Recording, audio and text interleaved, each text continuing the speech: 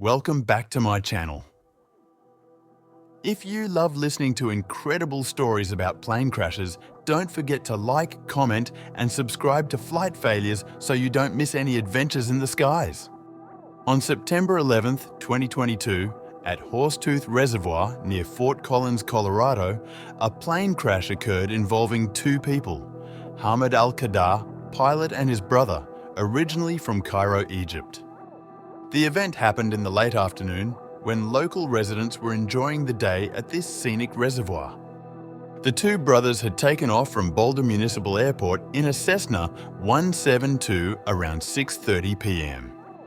Hamad is a commercial pilot with approximately 7,000 hours of flying time and may be the same Hamad Al-Qadar who was the co-pilot of Egypt Air Flight 181, which was hijacked in March 2016. During that hijacking, Hamad volunteered to stay on board with the hijacker in Cyprus, allowing the other passengers to disembark and subsequently escaped.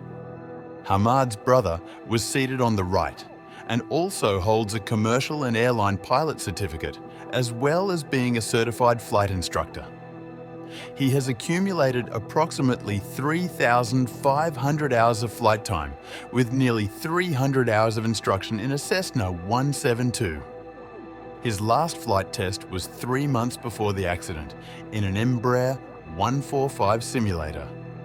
During the flight, the two pilots flew over the reservoir, then turned south. Stephanie Stamos, a witness on the shore, took several photos documenting the incident. She thought the plane was flying low due to a technical problem and was preparing to crash. However, the plane appeared to be intentionally heading towards one of 3 boats on the dock. A witness aboard one of the boats stated that the plane passed within 15 or 20 feet of them. According to the NTSB report, the plane made a left turn toward the first boat, then quickly climbed and turned right, flying low over the second boat before heading toward a valley. Attempting to climb the terrain, the plane crashed into a hill. Fortunately, both pilots survived, but they began to give conflicting versions of the accident. Ahmad initially told the NTSB that there was an engine malfunction, which forced him to avoid a water landing or impact with boats, opting to make a right turn to the west, away from the lake. However, in a later written statement, he claimed that he had reduced power to see the landscape better, but then was unable to climb back out because the elevator had jammed, forcing him to use only trim and power to control the aircraft. The elevator, a key part that controls the ascent and descent of the plane, is connected to 2 cables, one for raising and one for lowering. If one of the cables breaks, you partially lose attitude control, but you can still fly the plane. If both cables break, the elevator moves freely in the wind and the flyer becomes ineffective, but you could still use the trim to get a little control. However, a stuck elevator is a rare occurrence, and the NTSB found Ahmad's explanation unconvincing. An FAA inspector examined the plane at the crash site and determined that the flight controls were functional and there were no mechanical anomalies. The engine was also found to be in good condition.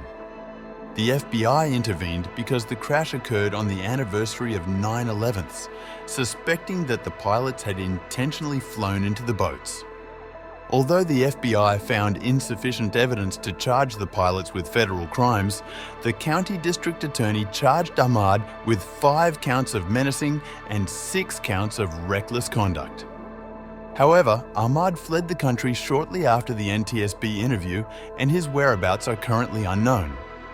This incident raises serious questions about the oversight and accountability of foreign pilots involved in plane crashes in the United States.